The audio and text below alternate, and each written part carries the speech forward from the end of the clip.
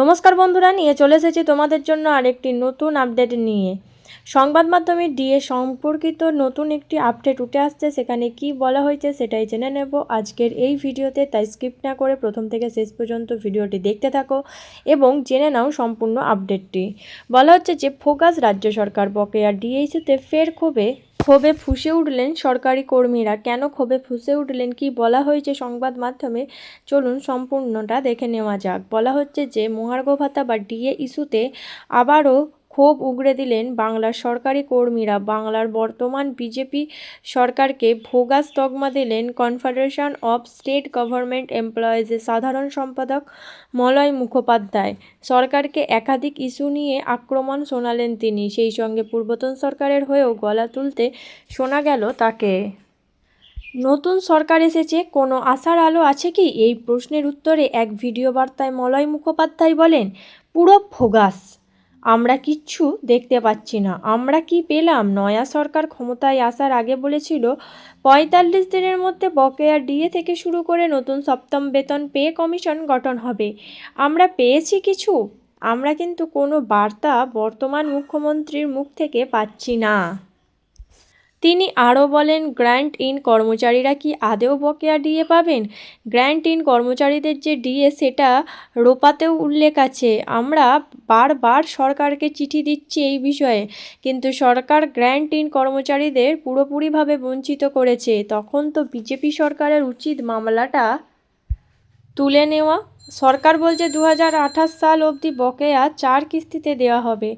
আমার মনে হয় বিগত সরকার যদি থাকতো তাহলে আমরা ডিএটা আদায় করে নিতে পারতাম। তৃণমূল সরকার কিন্তু 2016 থেকে 2019-এ বকেয়াটা মিটিয়ে দিয়ে গিয়েছে।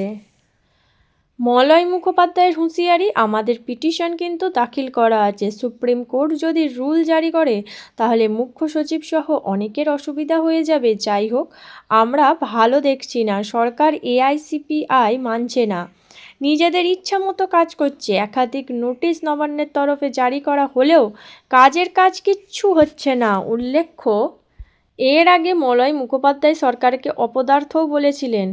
অপদার্থ বলেও কটাক্ষ সরকারকে। কয়েকদিন আগেই তিনি সরকারের সেই আদেশনামা তুলে ধরেন যেখানে কেএমসি এলাকার অবসরপ্রাপ্তদের 1/4/8 থেকে 31/12/19 পর্যন্ত মোট বকেয়ার 50% মিটিয়ে দেওয়ার কথা উল্লেখ রয়েছে।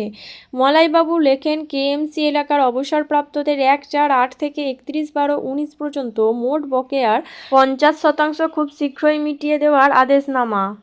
অপদার্থ রাজ্য সরকার, আজও বকেয়ার কোনো সুরাহা করতে পারল না।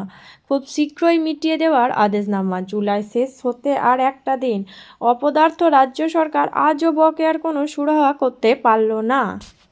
তবে মুখ্যমন্ত্রী বলেছেন যে পুজোর আগেই অক্টোবর মাসের বেতন পেয়ে যাবেন কর্মীরা। ফলে হাতে বাড়তি সময় নিয়ে পুজোর কেনাকাটা সারতে পারবেন সকলে।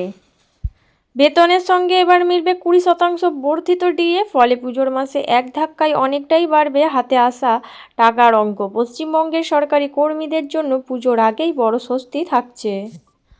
তিনি জানান, অর্থ সচিব ও অর্থমন্ত্রীকে ইতিমধ্যেই নির্দেশ দেওয়া হয়েছে পুজোর আগে অক্টোবরের বেতন ও অতিরিক্ত 20% ডিএ দেওয়ার জন্য। অক্টোবরের বেতন, দুর্গাপুজোর উৎসবের কথা মাথায় রেখে অক্টোবর মাসের পুরো বেতন ও এই বর্ধিত ডিএ মাসের শেষ কার্যদিবসের আগেই পুজোর আগে দেওয়া হবে। কেন্দ্রীয় সরকারি কর্মীদের তুলনায় রাজ্যের ডিএতে ফারাক ছিল প্রায় 42%। সেই ফারাক ধাপে ধাপে মেটানোর আশ্বাস দিয়েছেন মুখ্যমন্ত্রী নিজেই। শুধু ডিএ নয়, সপ্তম বেতন কমিশন চালুর ইঙ্গিত দিয়েছেন মুখ্যমন্ত্রী। কমিশন গঠন হয়ে গিয়েছে, রিপোর্ট এলেই কার্যকর হবে নতুন বেতন কাঠামো। আগামী কয়েক মাসের মধ্যেই কমিশনের রিপোর্ট আসার পর সপ্তম পে কমিশন কার্যকর করার আশ্বাস দিয়েছেন মুখ্যমন্ত্রী শুভেন্দু অধিকারী। তো এই ছিল আজকের আপডেট, যা ডিএ সম্পর্কিত সংবাদ মাধ্যমে উঠে আসছে, যা তোমাদের সাথে শেয়ার করলাম। তো এই রকমই সমস্ত সরকারি আপডেট পেতে অবশ্যই আমাদের চ্যানেলটিকে সাবস্ক্রাইব করে পাশে থাকবেন। সবাই ভালো থাকবেন, সুস্থ থাকবেন। ধন্যবাদ সবাইকে।